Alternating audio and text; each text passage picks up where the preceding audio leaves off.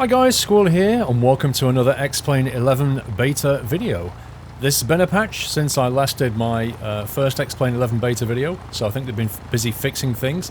I have noticed one significant fix, which I'm going to show you a little bit later on. But in terms of where we are right now, we are on runway 04 at LaGuardia Airport, and over to our left, in that direction there, is the New York skyline. And I thought today we'd jump into the default Cessna and just go on a very quick VFR flight. There are some things I just want to show you. I want to show you the downtown of New York and how good it is. It really is very, very good. Again, this is complete 100% default X-Plane 11 beta. I have not installed any custom textures, any custom aircraft, or any custom scenery. Nothing. We are completely vanilla.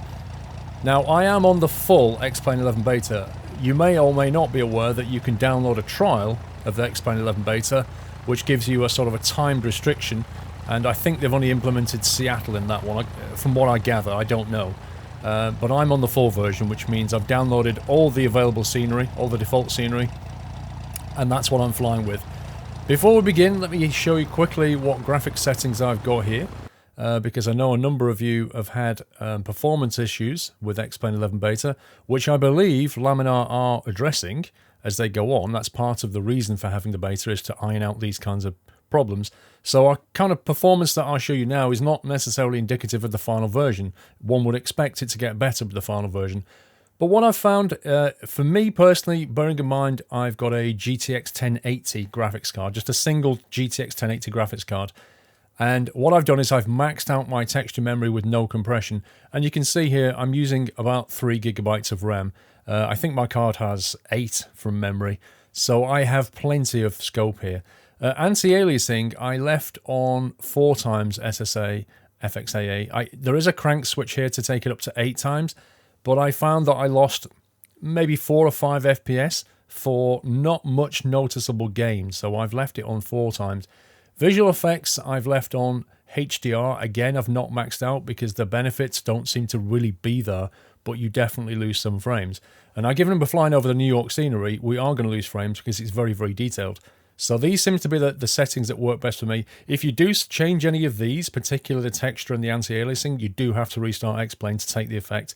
So don't play around with these and click done and think it's fine. It very much isn't. You really do. Particularly this one, you have to restart it to see the effect. Number of world objects I've cranked up to high, so we should get a lot of visual fidelity.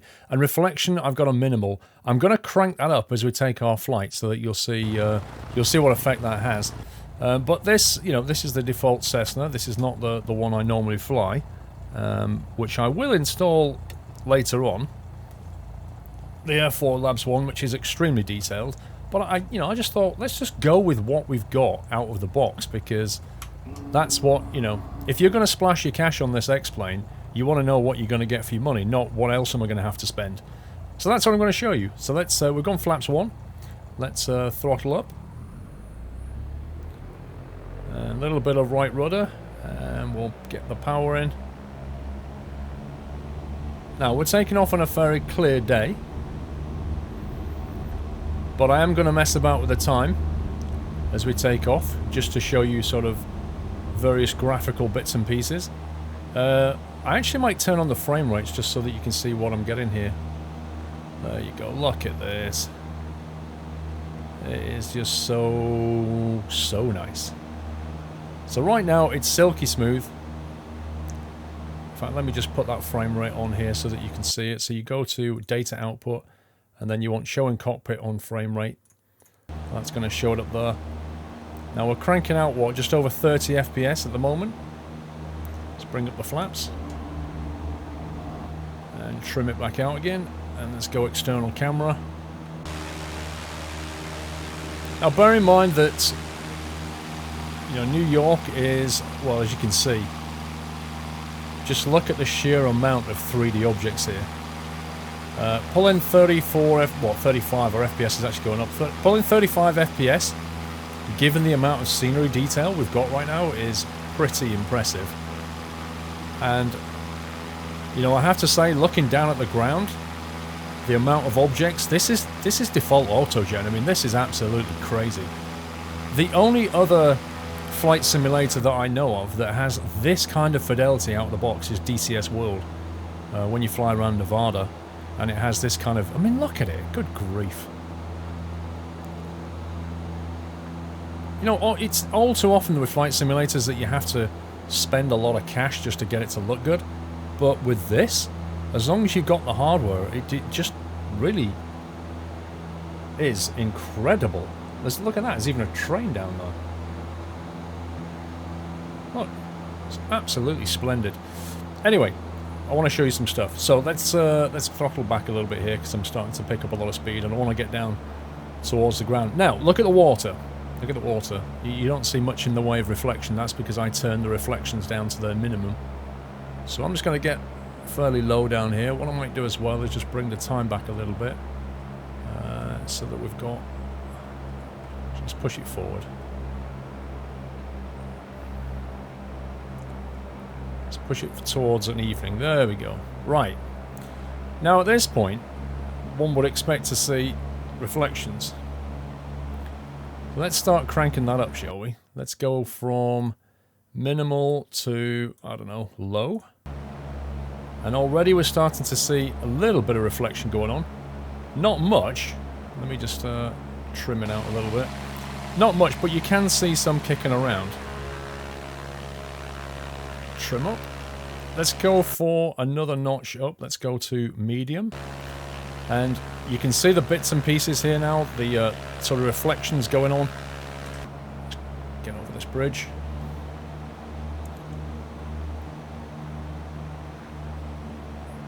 And back down again. But, you know, that tower over there, can't see any reflection. So let's crank it up again. Let's go for high. Now we're starting to see it. Look at that. So now we're starting to see an approximation of this tower. We're getting a lot of lights over here getting reflected. Not seeing anything in the way of that tower over there. Let me just trim out again. Don't want to be crashing while we're doing this. But you can see the approximation here. Now let's crank it up one more notch. Let's go all the way to maximum. And now you can see the visual fidelity of the reflection. That is more like reality. That's more like what you'd like to see. But look at the frame rates. Hasn't really taken an impact. And normally, you know, traditionally reflections do have a massive impact on your frame rate. But in X-Plane, it doesn't seem to be the case. Well, not on my 1080 graphics card anyway. I mean, obviously it depends on what you're flying. You know, what hardware you've got. But that was quite surprising to see that I could crank that up and not really lose any frame rates, but see clear and visible benefits to the reflections. Right, so let's spin her back round and we'll mess about with the time again. We want to start banking right now. Now that there, you see this? That kind of Minecraft horrible aliasing that comes from the sunrise, sunset. They know about that one. That's a bug, and they know about that one. So that one's apparently being fixed. It does look horrid, but it is a beta. If we go up to, say, daytime, just look over to your right there, and look at the shadows as I do this. So those shadows are not baked in at all. Every object that we see down there is a proper 3D object, and it comes with shadows. All the trees, the bridge itself, the skyscrapers, absolutely everything that you see down there is 3D shadowed. Now, to be pulling 30 FPS and flying around default scenery like this, honestly guys, this is like a 2016 flight sim platform. It really, really is. The only one that impresses me like this is DCS World with its kind of amazing visual fidelity. I mean, the skyline at night just looks amazing, but I kind of like it when it's like that. Just at sunset, it's getting a little bit purpley, and that's a little bit too orange, I think. But maybe we'll get plugins that will change that. Look at the ground down there with all its shards. It looks a bit weird. I think that could be improved. But if you've ever wanted to fly around, you know, I'm going to sound a bit old here, but I remember back in the 80s.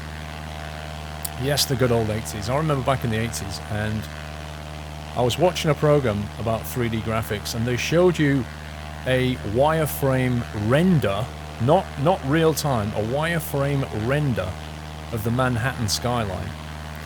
And I remember sitting there, you know, as young as I was, and I was absolutely mesmerized. I was blown away by the fact that you could get a computer to render a 3D representation of the Manhattan skyline.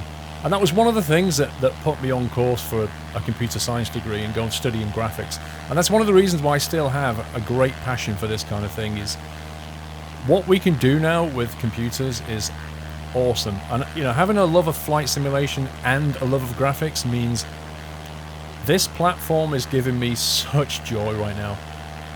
It really is. I love the fact that I can fly around real world places like this. And I know it's not 100% accurate down there, but crikey, it's so good. Let's go low and see if we can spot more reflections. I know some of you have been asking about the built-in, you know, GPS and flight management and the FMC on the 737.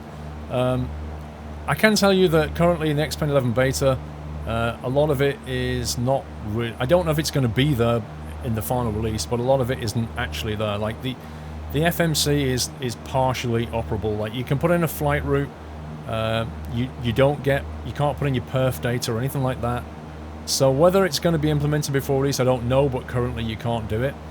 I've also heard on the grapevine about various third-party aircraft that's been, you know, migrated from X-Plane 10 over to 11.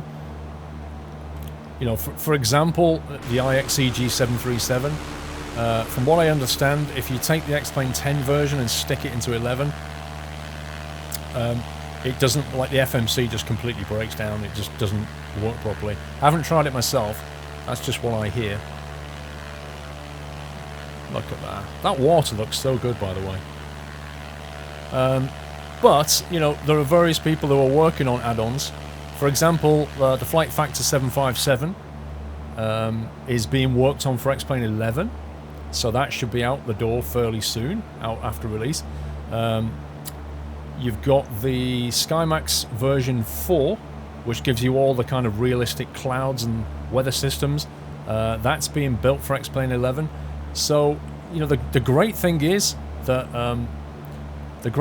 this platform is actually being quite well supported, which is really what it needs. It's what it deserves, to be honest, but it's what it needs if it's going to succeed as a platform. It needs third-party add-on support, and it looks like it's getting it. Look at that reflection. So very, very soon, you know, we'll be able to fly around in some pretty fully featured aircraft, some amazingly realistic clouds, because out of the box, X-Plane 11 clouds, I'll be honest, are just not that terrific. What was I going to do? I wasn't going to click that. I was going to click on that, which shows us where we are. I love this thing, by the way. We can click on zoom in, and then we can just go like that, and it'll center us on us, and we can see that we are just off LaGuardia over here. So what we're going to do is put some power in, and we'll pull back a little bit, and we shall take a right turn. I just love the autogen scenery and the autogen traffic and road networks, and everything is just so incredibly convincing. There we go, look at that. Oh, looks like we've got a bit of flashing... Oh no, it's stopped now. We had some flashing reflection over there. That was something I saw in the first beta version, that kind of flashing, but it looks like it's settled down again.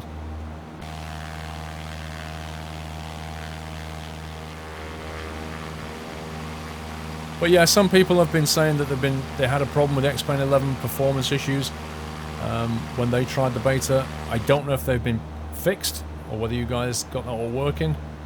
But for me personally, as you can see, I mean, bearing in mind I'm losing frames because I'm recording as well, so you do lose frames when you record. But I'm so pleased with X-Plane 11, I really am.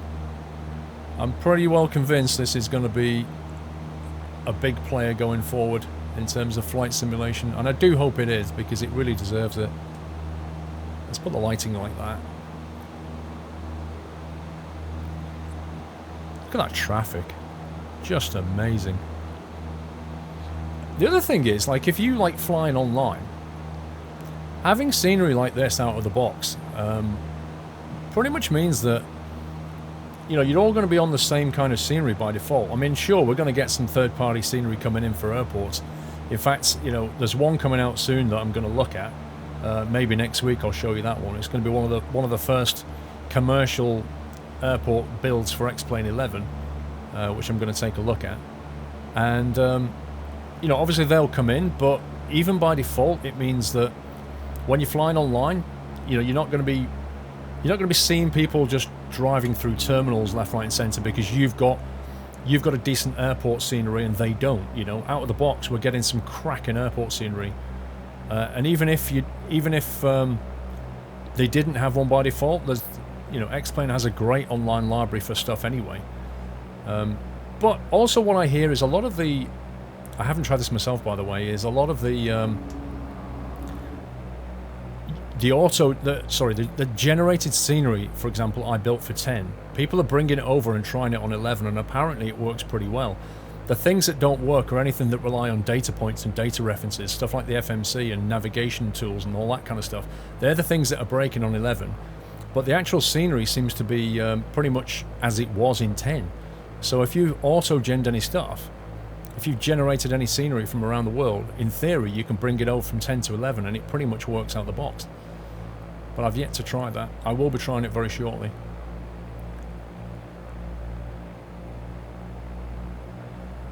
Okay, let's pull back a little bit and see if we can get a nice touchdown. There we go.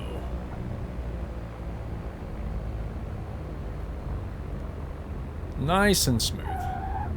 Screechy tyres. That's one of the amusing things about the default planes is the screechy tyres. I think they're a little bit overzealous. Let's get ourselves slowed down a bit and we'll take this exit.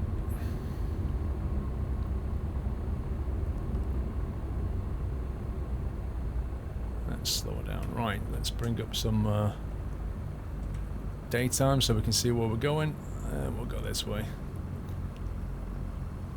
Now the cool thing is that, you know, there's actually aircraft here that normally you would expect to see them just hard, you know, baked in. And some of them may be baked in, but also some of them do actually take off from the built-in ATC, which I didn't use. The built-in ATC is like, it's pretty good. It's pretty decent. It does do some derpy things, but it is actually pretty decent. It's probably one of the better ones that you can get out there. But I will show you that in a separate video. I'll do a flight in a separate video and I'll show you that. But some of the instructions it gives you are quite hilarious, to be honest. Right, I'm just going to taxi over here. And we'll just get off the taxiway. But yeah. X-Plane 11. I don't know what the release date is. Austin Mayer did say, you know, when I spoke to him at RAF Cosford, and also in the recording that I showed you, you know, they did say it's going to come out in 2016. Well, there's only a few weeks left in 2016, so we better hope that that beta ends pretty soon and the full version comes out. Interestingly, if you do go to their website and buy X-Plane 10, you know, you've got a few options here. You can try the trial for free, which is a time-limited trial of X-Plane 11. You can buy X-Plane 10 and get a free upgrade to 11, and you can buy X-Plane 11 and you can use the full beta as I'm doing at the moment. So you have got options, which depending on which way you want to go. And I know this isn't the GA and I shouldn't be here and all that. Just ignore it. I'm just having fun. I'm just having a look around, to be honest. But yeah, I mean, look at that aircraft. They're pretty good. Car park full of cars, like those things in P3D, that kind of 3D modelling in P3D will just kill the frame rate. Absolutely murder it. Once you start putting 3D cars in the car park and all that kind of thing, it just murders your frame rate. But in X-Plane 10, it seemed to take it in its stride. I mean, we're down to what, 20 odd FPS now inside the airport. You can, like, if I was to crank down the settings and restart X-Plane, I'd probably sit here with 60 FPS. I have tried it. But I kind of like having the visual fidelity. I'll take a frame rate hit as I get into the airport. But anything down below 30, like what we're at now, that's more or less at the threshold of what I want to fly. And I want to be at least 30 FPS, preferably 40. If I'm starting to get 60, then more often I'll crank up the visual fidelity and bring the frame rate down. But maybe on release, they'll actually, you know, improve the frame rates. I have to say, though, the lighting on this thing is absolutely bang on now. Just look at the reflection on that wing. Really impressive, guys. Well, I hope you like that little video. I shall bring you some more on X-Plane 11 very, very soon. Until the next video, guys, take care. Happy flying.